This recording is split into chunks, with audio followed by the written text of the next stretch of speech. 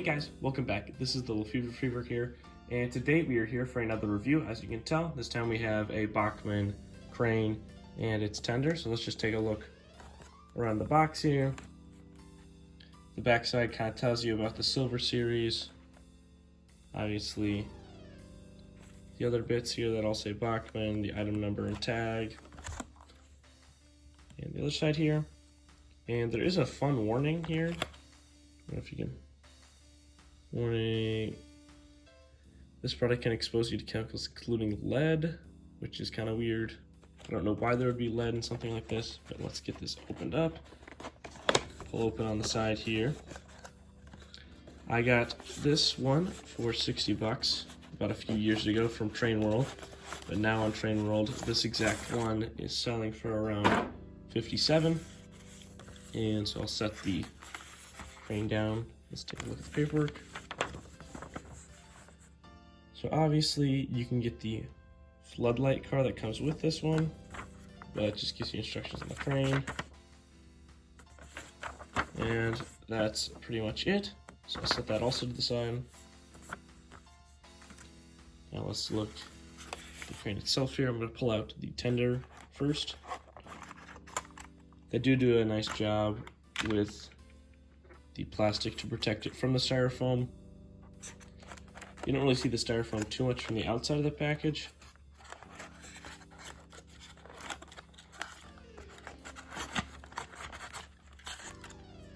It's a little bit of a tight fit to get the crane out.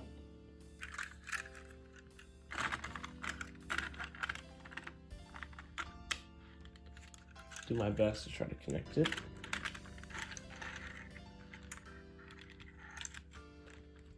I don't know if we can do this curved yet. I don't know if the crane is too low for it. Set the paper back in the box.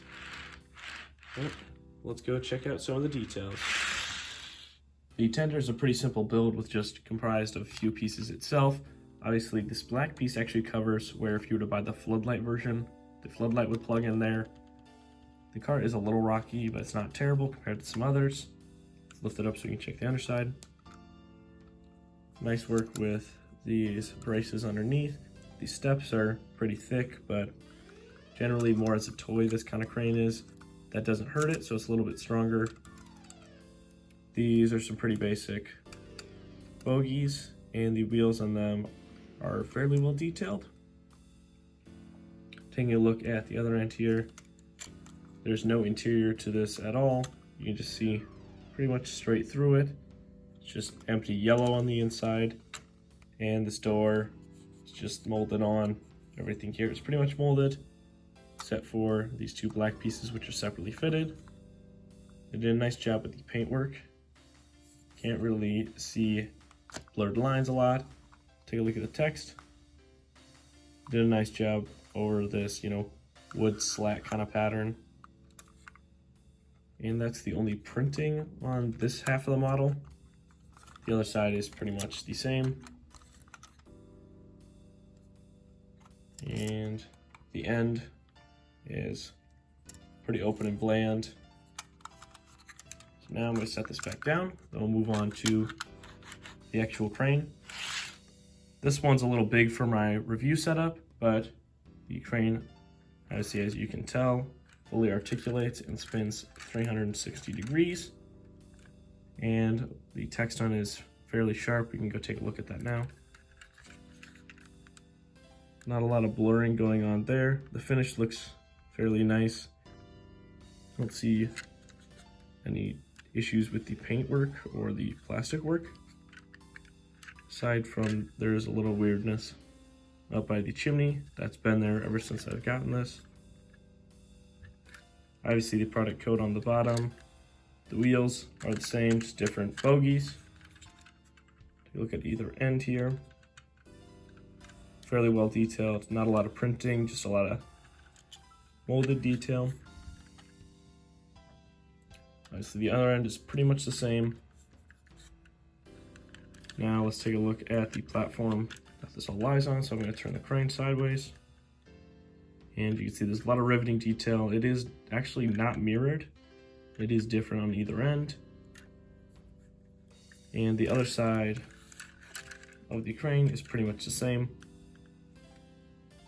Now the crane arm itself is very intricately detailed. The hook, this front one is metal, while the secondary one is just plastic. This flap goes up and down when you raise the crane up and down, but we can lift it up and see inside of the mechanism a little bit. There's no real interior detailing aside from that. Now I'm going to spin the crane back around.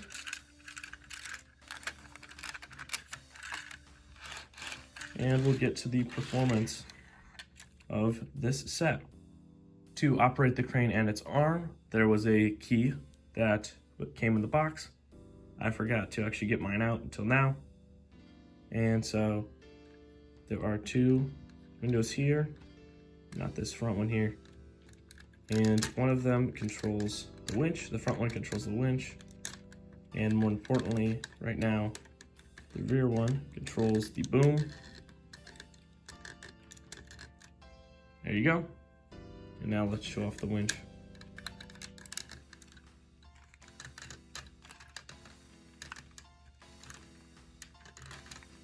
It is a little difficult to turn. It does rock around quite a bit. But now you can tow, I guess, your locomotives out of the ditch or other things that you want to play with.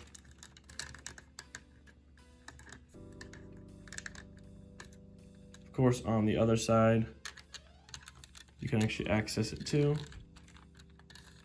Drop the crane down and the hook too. Make sure that's fully up. Now, one thing that's very important when you're running this locomotive, at least what I've found in some preliminary testing and just owning this for a while now, you want to make sure that this crane could fully swing inside of here. I'll show later when we get to a curve what the difference that can make. Aside from that, the crane pretty much does whatever you set it to. It might, of course, tip over if you actually try to pull anything, since there's no, side braces that you can put down to support the crane. As you will see now, if you have the crane arm too low and you try to take a turn, there's a tendency to get caught up on that little blocker here, and it might actually turn the crane while it's running. And that issue can be even worse on the tighter 18-inch radius. This is 22. So that's why I at least like to raise the crane up, because now it doesn't want to go back when you straighten out, and that can cause some locking issues and some pretty easy derailments. As you can see, if you raise it up just a little bit, it will swing out and over, but it won't actually interfere and get caught. When you hit back to a straightaway, it'll straighten out.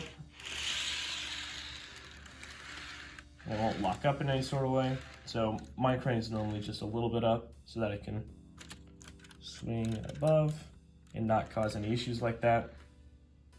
All right, now it's a test to see how well this set will perform on these back-to-back switches. And so I'm just gonna give it a little bit of a push, and it seems to do fairly well at that. It rolls semi-freely over it all. And just one final time here. There you go. This one's handled it pretty well in my regular operations that I've seen, and it hasn't caused too many issues. All right, now on to the coupling test. First thing we're gonna test with is this Bachmann boxcar. And we're just gonna slide it in. Of course, it's mated already, and they do look to be around the same height. I don't see any issues that's gonna happen from that. So now let's move on to the next one. This next boxcar here, I've tested with a few other locomotives, and this one actually has proper KD couplers on it. And this one is mated up again. Now it seems like this time that the crane's a little tall compared to this KD coupler, but it's less than like a quarter of a millimeter difference, really. So I don't think that would be too much of an issue. And now let's go ahead and move on to coupling up for a locomotive. the locomotive we are going to be using is a Bachmann Blue Box SW switcher. And so we're just gonna try to back that up slowly.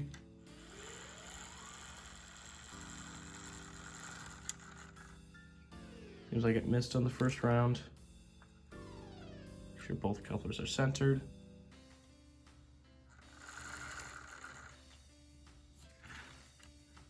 Yeah, this one doesn't have a spring in it, so I don't blame it for missing the crane car since it doesn't have a spring. All right, now we have prepared a train for the crane to run and test its performance being actually pulled along. And so I'm gonna start that off and forwards. And we'll let this thing do a few test laps.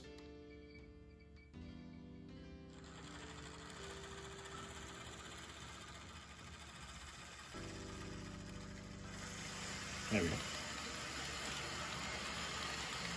This is a fairly large train for the locomotive behind it. Of course, you will have to be careful if you have any bridges pre-existing on your layout because it might accidentally hit them. And so that's why I actually raised my bridge up just a little bit to deal with all that.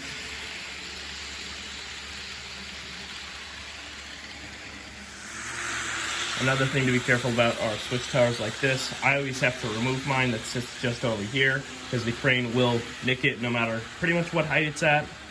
And that's not really an issue too much for me, but for you guys that might be. So that's just another thing to watch out for.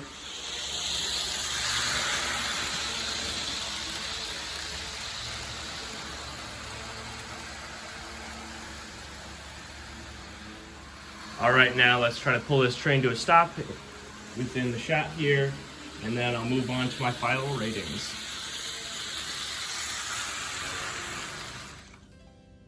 Oop, almost. All right, now let's move on to those final rankings. Now moving on to the ratings here. For detail, I give it a 7 out of 10 for pretty much everything being molded detail except for 2 parts. The wheels themselves were not, of course, fully modeled. The paintwork was crisp and clear, but other things such as these steps were pretty chunky, so it's not, the most realistic. And other things like these handrails were not fully modeled. They were just inside the print itself. And other pieces such as there's no interior to the crane or this other half of the tender. For performance, I gave it an 8 out of 10. The coupling seems to do well. It just wasn't terribly free rolling. And the crane mechanism and all that is pretty tight, but you actually, can't really lift anything without this tipping over. I didn't see too much rocking when this is actually running, but when you just tap on it fairly lightly, it does rock a little bit. Of course, it also did well over the points test, and it was able to easily, switch between those two. For value, I gave this a 9.5 out of 10 for being even cheaper than I bought it now. If you were to buy one of these for yourself, I think that makes it an even better deal. There are a few issues that I'll bring up later in the quality section about this scuff up here and a few things like that. And now moving on to quality, I gave it an 8.5 out of 10. Obviously for some of these scuff stuff that's been there ever since I bought this. There are quite a few good things in the way of quality here, and the crane and all that does work just by winching stuff up. You can't obviously tow things, but if you just want to act something out, it's pretty easy to do that. Everything else seems to perform all right as well, so I don't really have too many issues with that. And now this comes to my overall and final score of 8.25 out of 10. And I feel like this fits this model fairly well. It's not the most detailed of models, as you can tell in front of you, but it performs well and it's at a decent price compared to other crane cars that you can buy. As far as I know, Bachmann has the cheapest ones for HO scale, and I think they've done a really good job on this model. I don't know if this model is terribly geared towards the more serious modelers because they can afford something more expensive, so I tried not to rate it too much like that. All right, now we're at the end of this review video. I'd like to thank you guys so much for watching and making it this far in the video. If you guys want to share any of your thoughts on the model, feel free to share those down in the comments below. I'd love to hear what you guys have to say about this or anything else you have that supports the channel. I had a lot of fun reviewing this model, and for the past few years I've owned it, I've had a lot of fun running it around. I would recommend this model if you're not too terribly serious or if you need a crane. And that just about sums up this review video. I'd like to thank you guys again, and I'll see you guys next time. Bye-bye.